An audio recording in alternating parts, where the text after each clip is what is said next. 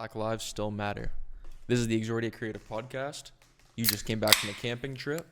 I did. Tell the people where you went. Just cracked a bubbly. Cheers. I went up to Grundy Lake with my wife and my dog. No idea where that is. So Zero idea. It's a little north of Perry Sound. Yeah, we're just up at Grundy. And we did go to Perry Sound. We made a day trip the day it was raining. Okay. We decided to go for a little drive and head up to Perry Sound there. Anyway, yeah, man, it was a week out in the sticks, tenting it. Funny story about the raining day. Yeah, go ahead. But yeah, you disconnected. Yeah.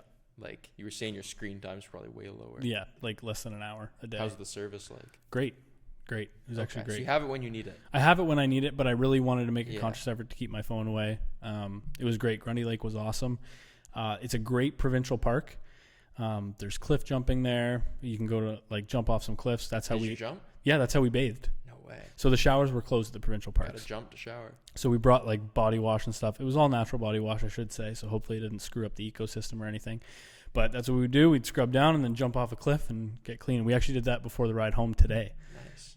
So we were nice and clean for the ride home. But yeah, it was good. We brought our dog, and I was a little nervous about it. She's 9 months old, so we weren't sure, number one, how she would fare on a 6-hour car ride. Yeah, number one. Yeah. I saw your setup in your car. That's pretty cool. She slept the whole time.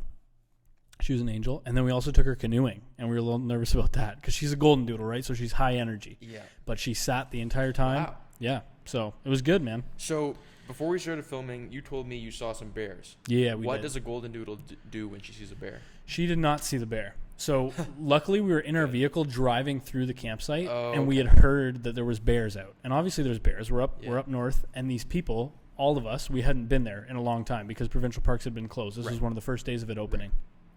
And so we were driving around, and literally within minutes of talking to somebody about this bear sighting, we see a little black bear running. So the bears just reclaimed it.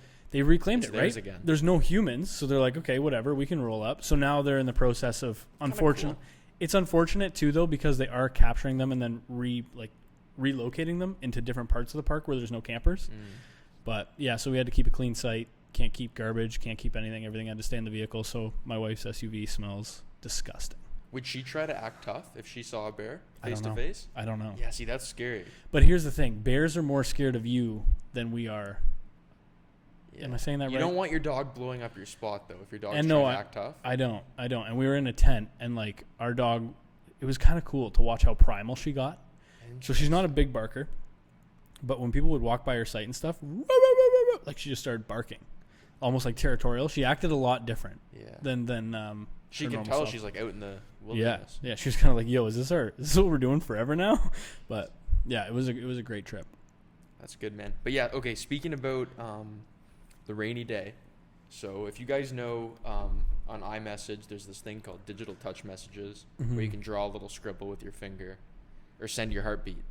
And anyway, I'm at work one afternoon, just hanging out, and I get a digital touch message from Quentin. It's like a random doodle, pretty much. It meant nothing. I'm like, okay, whatever. Maybe he's trying to draw something. I don't know. And then I got 5 of them, and then I got 10 of them, a rapid succession all at once. So I'm like, what's going on? I send him, what's up? And instead of responding, he just sends back 10 more over the course of a couple minutes. So at this point, I'm just like, worst case scenario, what if he's on the ground and he's just trying to reach his phone, and that's his only way of communicating. Yeah. That's what was going through my head. The bear got me. Yeah. So I called, and they were in the middle of a rainstorm trying to pack stuff up. Yeah. So it did rain the one whole day, and I'm not kidding, the entire day. Yeah. It was a pretty depressing day, but we made a day out of it. We went to Perry Sound for a little bit. It stopped raining for a little, then it rained while we were there. And then we came back, we played Scrabble. Sarah beat me again by 10 points. Okay. But it is what it is. So yeah, myth busted. Quentin didn't die. I did not die. Had me going for and you called me too. And I was literally, and I think what it was, it might have been my watch. You're right. It might have been my watch when I was setting up the tarps and stuff. But yeah, so it was good to disconnect for the week. We're back. I'm excited to be back. We've got a lot of exciting stuff going on. So yeah. And I'm totally out of touch, by the way, with what's going on in the world. So Jared carefully crafted up our talking points for this week. Yeah, we've got a few of them. Yeah. So next up, we're talking about the Apple WWDC, and all I know is that iOS 14 came out. Okay. So yeah, Talking points aren't going to be super news oriented this week. We're going to try to keep it light, but as a couple Apple nerds, we got to talk about WWDC.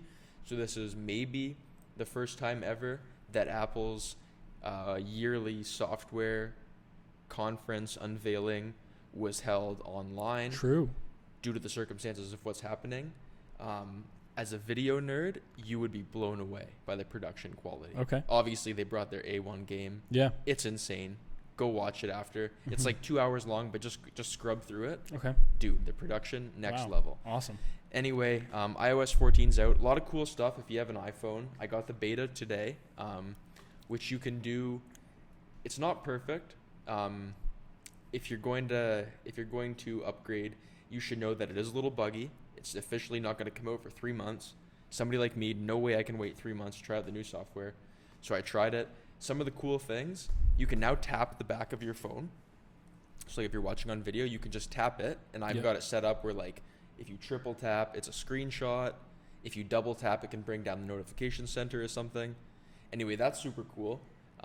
There's widgets now, which Android has had for a long time. I understand that, but it's cool to see Apple's variation of it. Really cool for the home screen. So yeah, I don't know if you guys get excited about that kind of stuff. Kind of nerdy, but you know, we use our phone for multiple hours a day. So these little efficiencies and little changes end up saving you, you know, a minute here, a minute there. It's tons of time. It's way more productivity if you look at it over like the course of a couple of years.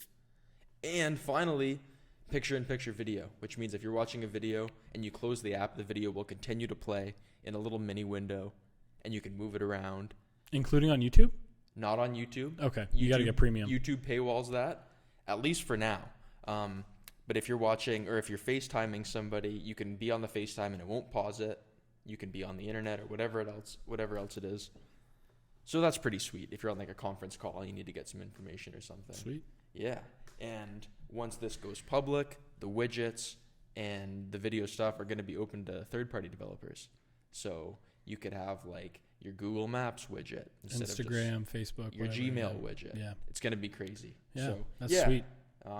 Download or beware, but I love that kind of stuff, and I think it's pretty cool. Yeah, you've always downloaded the betas. Yeah, and they've been buggy in the past, especially if you get it 3 months before release date. Yeah. But this one is pretty smooth, so I'm sure you guys could just YouTube how to do it if you want to get it. And this is one of the most like big changes we've seen in at least a few years. Awesome. So anyway, Apple rant over. It's pretty Sweet. cool. Go Sweet. check it out. Sweet. Yeah.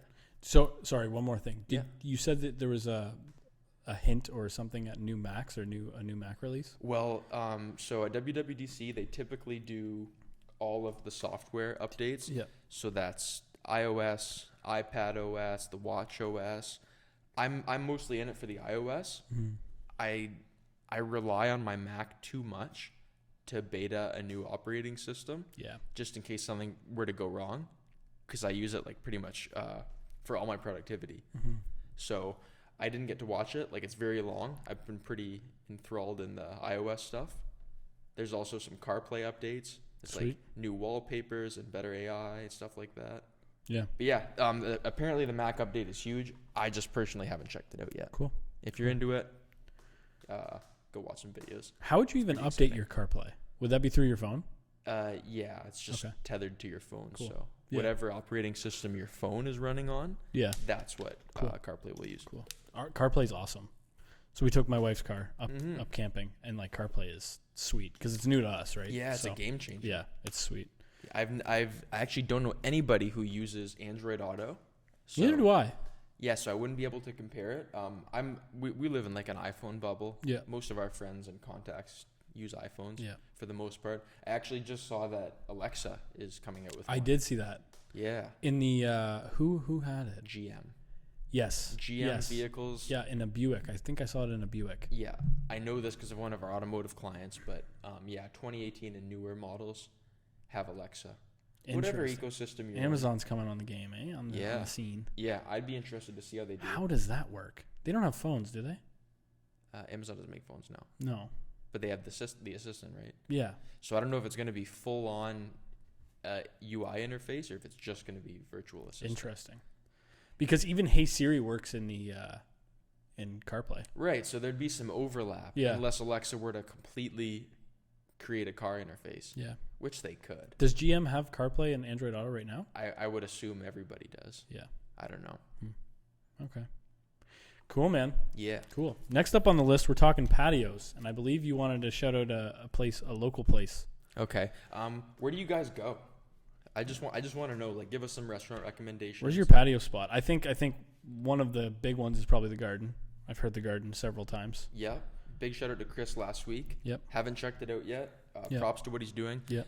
Not a patio spot, but I really like Spice and Curry. Yeah. It's a small Indian restaurant on Kyle Drive. Yep. It's right across from the Tim Hortons there.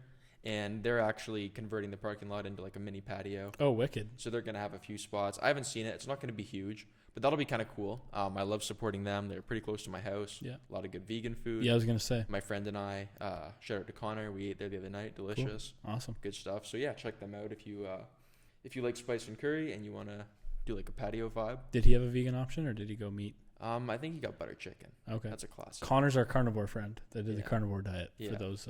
Yeah. We're slowly converting him. Slowly. Actually, Sarah and I had an interesting conversation when we were camping. Yeah. Because one night I made steak with roasted vegetables. You guys cooked all your meals, or were you eating out a little Every bit? single meal. Every single meal. And I cooked the entire week. I love cooking, man. You must be getting pretty good at it. I really love cooking. Anyway, so I made some steak and stuff. Okay. And Sarah was just looking at it weird. And I'm like, babe, you don't have to eat it if you don't, like, I can tell that you don't want this steak. And so we brought up the vegan conversation again. And so actually I'm excited to tell you we're going to be doing at least once a week. I think we're going to do meatless Mondays. So we're going to slowly etch back into maybe vegetarian, maybe vegan, whatever it is. But like, I'm also down too. I still believe at my core that balance is the way to go. But at the same time, I'm open to trying this again and seeing how it goes. So yeah, we're going to be starting meatless Monday. You know, that's interesting because, like, first of all, good for you guys, man. Everybody's got a different balance, a different diet, whatever works for you. I'm supportive of that, and I think that's cool. But like, the fact that you bring that up about meat, that's one thing that I've noticed is if you do a lot of cooking yourself, you see raw meat, but that's only a small glimpse into factory farming and what that really entails. Like, for the most part, we're very out of touch with the supply chain 100% that our food is brought to us with. 100% we are. We're in kind of like a little bubble where maybe that's less true here, where farming is so prominent. But for the most part, in the developed West, like, we're not seeing what happens to our food and seeing raw meat, seeing what it is like, obviously you're not seeing it being like removed from an animal or something. But that's like a tiny little glimpse into that world. And like, raw meat grosses me out to an extent. I noticed that when it comes to plant-based foods, seeing them raw isn't gross. It's not. You know, like, to see a raw vegetable, I'm sure there's some exceptions if you want to prove me wrong, but like seeing a raw, I don't know, like asparagus. A raw asparagus, it's not gross. No. It's not like fundamentally different from when it's cooked. Anyway, just an observation. No, that is true. I'm even as somebody who doesn't eat meat, I'm still completely disconnected from the supply chain my food comes from. Yeah. And all of the like environmental harm. We are super lucky. Even there are some great local meat shops here too. Shout out to J&E Meat. Shout out to BOS Beef. Shout out to all those guys. Yeah. Locally. What do you think about that? Like, say for example, if you're a hunter and you get all of your meat via deer or elk or whatever you hunt, or bear, do you think that that's fundamentally wrong too? Like, where does the line there? I don't know. I think if you're eating to survive, then you've got to do what you've got to do. And if you're like basically primally wired to do things like that to survive, then I don't think you could really make an ethical argument against that. Yeah. And like, I'm still kind of, you know, it takes a lot to actually really think out like your own identity and your own relationship with food. Like, for example, if a free range chicken was having a great life and it just happened to lay an egg as a byproduct of its happy existence, would it be wrong to eat that egg? I'm not sure. I don't know. Doesn't seem like it's wrong. Yeah. You know, would it be wrong to eat like honey from a free range bee? That is true. So do you eat honey? I don't. You don't eat honey? I don't. Okay. But like, I've never been, you know, offered honey right from a like fresh local hive or something like that. Yeah. So I've actually tried. It's interesting. I don't know. Darren and we did a video of Summer's Gold Honey Company. They're out of Merlin. Yep. And we actually got raw honey in a jar, like straight, like there's no pasteurization, nothing. Yeah. And I had it for like probably half a year, and I ate a lot of honey within that time because it was so good. Was it right in the comb when you got it? It wasn't yeah. So basically they take it from the comb and put it in a jar. Okay. It's basically what it is. So cool it's raw. Yeah. And that was really good. But segueing onto the chicken thing. So chicken thing. Yeah, onto the chicken thing. So the municipality of Chatham-Kent, this Monday, I believe they're either bringing it to council or they're voting on it. They're going to make it legal or talk about the legalization of people having 7 chickens in their residential backyard. First of all, that's kind of hilarious. Yeah. So anyway, I just want to bring that up, see what your thoughts are. But they're talking about it. So apparently a few wards, obviously not downtown Toronto, yeah, but a few wards in Toronto are testing this out, and apparently it's going really well. But the idea is wherever you live, say you live in a higher end neighborhood or whatever, your neighbor could have chickens in their backyard in town. 7. So anyway, it's interesting. Yeah, I think from like a homeowner or property owner perspective, it's kind of interesting because the noise is loud. Yeah. But like, I don't know, a chicken is no different than having like a misbehaved dog. I guess, yeah. That barks. Yeah. Yeah. So that's happening. Yeah. For me, ethically, it's still a lot to figure out. Yeah. And I'm still kind of trying to come to terms with what's okay for me. Yeah. Like, I think animal cruelty is a problem, but I personally choose to do it mostly for environmental reasons. But there are a ton of plant-based products which are brutal for the environment.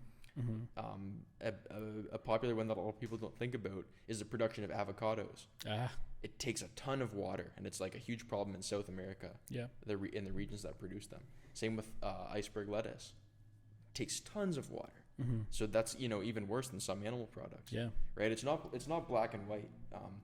So it's easy to it would be easy to say I'm a vegan now and take some kind of like ethically superior stance, but it's so much more than that. Yeah. That doesn't make you perfect, and not doing it doesn't make you a bad person. Yeah. Very complex stuff. Yeah. Anyway, we came back from camping and our garden is huge. Oh. The tomato plants and stuff just sprouted while we were gone. I want to see it. Yeah. Yeah, I'll take some pics. But yeah, it's that's going well. Anyway, cool. So we didn't have much rain here. No. You don't have to actively water it, and it'll be okay? The garden is, it'll be fine. Okay. It'll be fine. We gave it a good watering before we left. So 4 days, or was it 5 days? One of the two. Either way. Pretty hands-off then. Yeah. It's not that bad. And I'll keep you posted. So just for timing here, we are recording on a Saturday. It's a Friday. We're recording on a Friday. Yes. Next meatless, I'll give you guys an update, let you know what I cooked on the next podcast. Okay. For the Meatless Monday. Yeah, I'm down. Yeah, it's if you're cooking, world's your oyster. Do whatever you want. Yeah. But like a lot of restaurants are getting some better options. Yeah. In the fridge right now, I've got Quesada, the chain Mexican place. Cool. Burrito Bowl. They have Beyond Meat. Yeah. Lots of choices. You're not nearly as limited. And shout out to Spice and Curry because they've got a ton. Yeah. Sweet. Yeah. We actually have a veg cookbook from Jamie Oliver. Okay. I think I got it for my birthday or something. Anyway, so probably cook something out of there. Give that a try. That's cool, man. Yeah. Let me know. Yeah. Next up on the talking points here, as always, guys, yellow sticky note, bubbly. We're on brand. 4-day work week. What's up? Yeah. So I think we cutting hours or what? I think. Well, I think here at Exordia, we're going to be pioneering the 7-day work week for the foreseeable future. Mm-hmm. But I'm not trying to say woe is me. That's just what it is if you're going to start a business. But I think it's a very interesting idea. So I heard on the news that I think some town, I believe in Nova Scotia in eastern Canada, is one of the first that are piloting this new 4-day work week. Interesting. I've heard it's being trialed in some European countries as well on like a very small scale. But basically, it's a study of productivity and output if a workforce is given only 4 days. So I think it would be maybe like a standard 32-hour week, 8 times 4, as opposed to the 5 8-hour days. Yep. And it's just this idea that if you give people an amount of time to do a certain task, there's a few theories that back this up. So first of all, there's this kind of like law, I think you could call it, where if you have a given amount of time to do something, you're going to find a way to make it take all that time. Yeah. Like if I tell you to get something done in 4 hours, you're probably going to get it done in around like 3 and a bit hours or something. Yeah. But if you somehow had to do that same task in only 2 hours, you'd find a way to do it. A lot of the time that's true. It is true. So I think that's interesting. And I know, you know, I think we all know people who get paid hourly, who have jobs like that, who are almost incentivized to drag their feet. Yeah. Because you don't want to kind of be the whistleblower. And I'm not saying this is right, but a lot of people, you don't want to be the whistleblower to show your boss, hey, I don't need to be, you know, given all these hours. My job's actually way easier. So you're almost, you know, you almost kind of drag your feet just to go under the radar and get paid for doing it. Yeah, as long as you can get your shit done in that amount of time. Yeah, definitely. You know, we had a friend go over, he was on exchange. Nick, he went to Germany for a year and he worked. And I remember one of his key takeaways, I think it was one of his key takeaways, was how much more relaxed things are there. For example, he can bank vacation time. I remember he would take off on a Friday because he banked so many hours or whatever, and he could go away and went on a hike.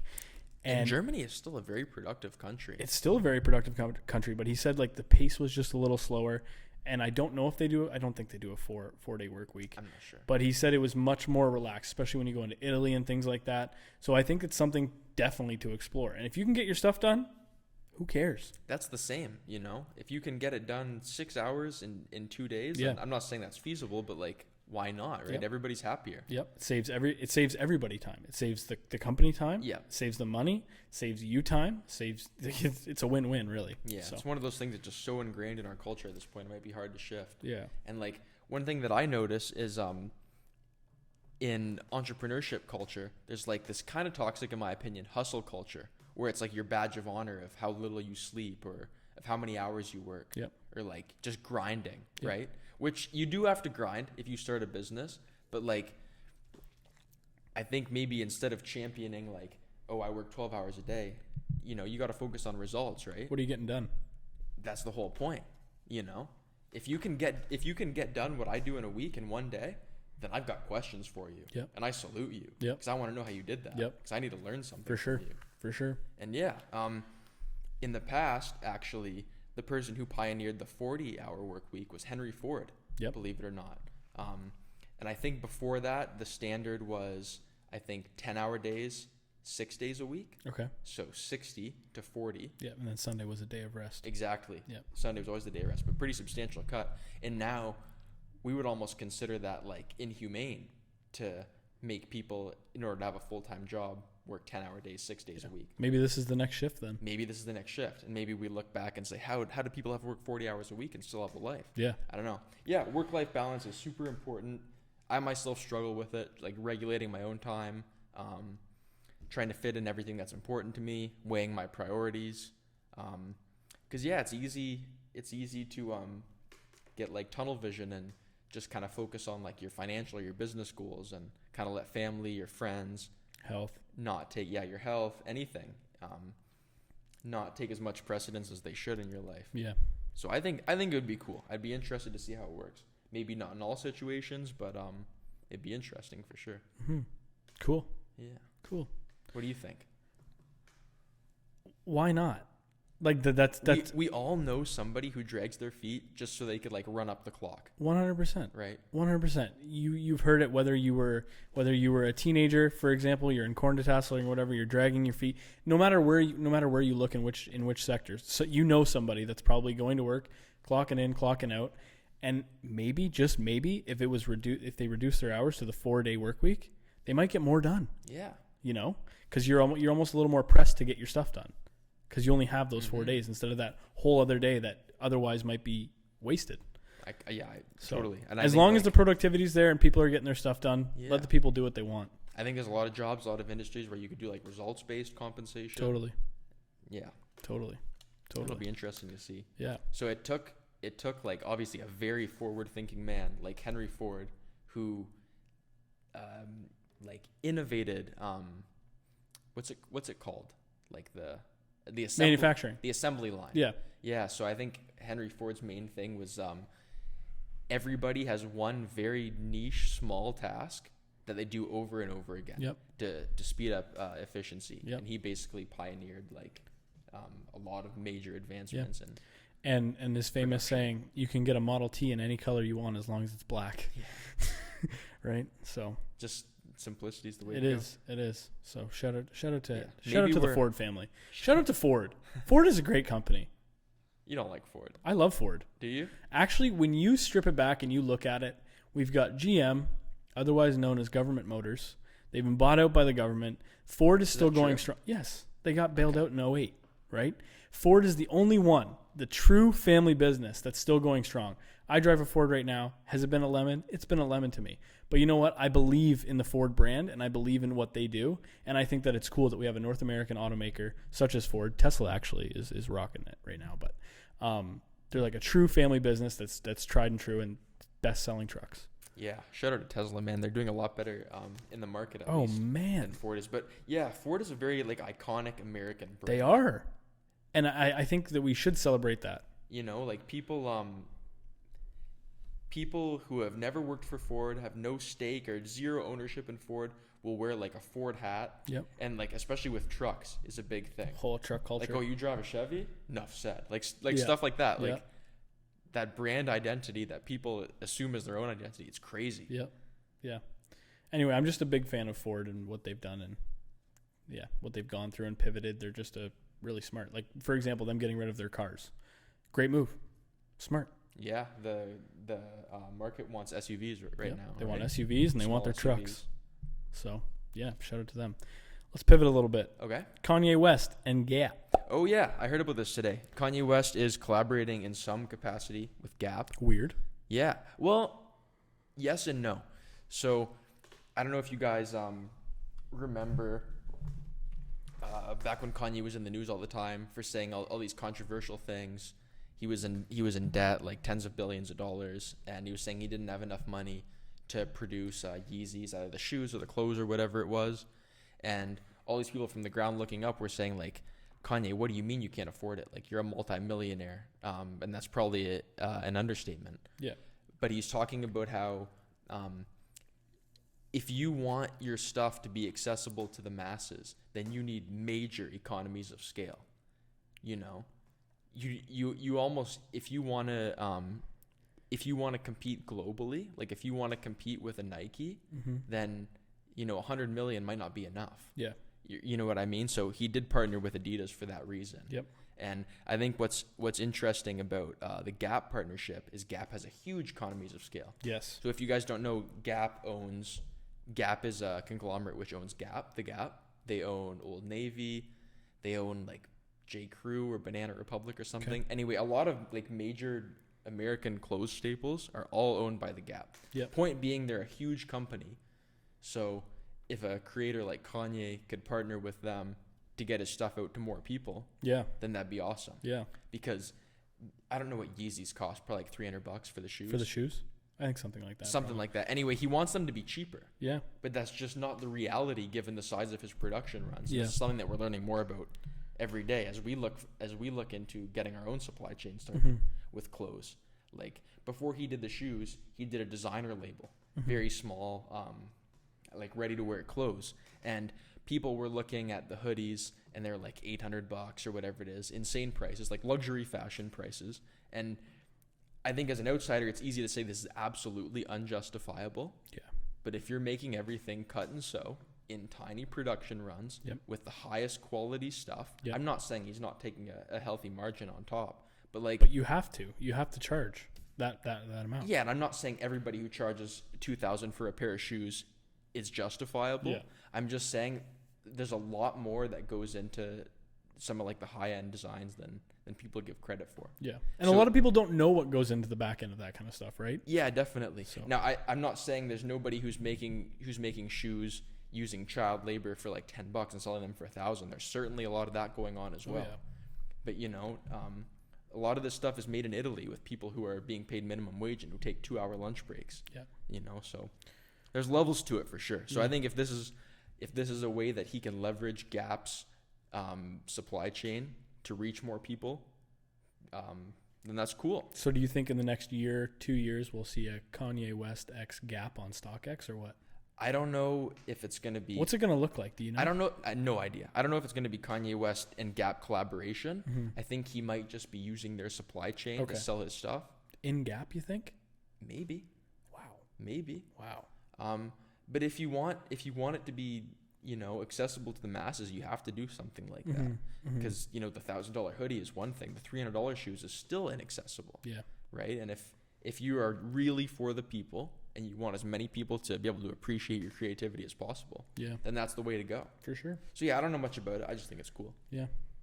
All right, cool. Well, I wanna wrap this up on our last topic here. Okay. Shout out to all the graduates. Shout out to all the grade 12s. If you're graduating grade 8, why are you listening to this podcast? And grade 8's grade 8. But congratulations to all the grade 12s. Congratulations to all the people graduating university.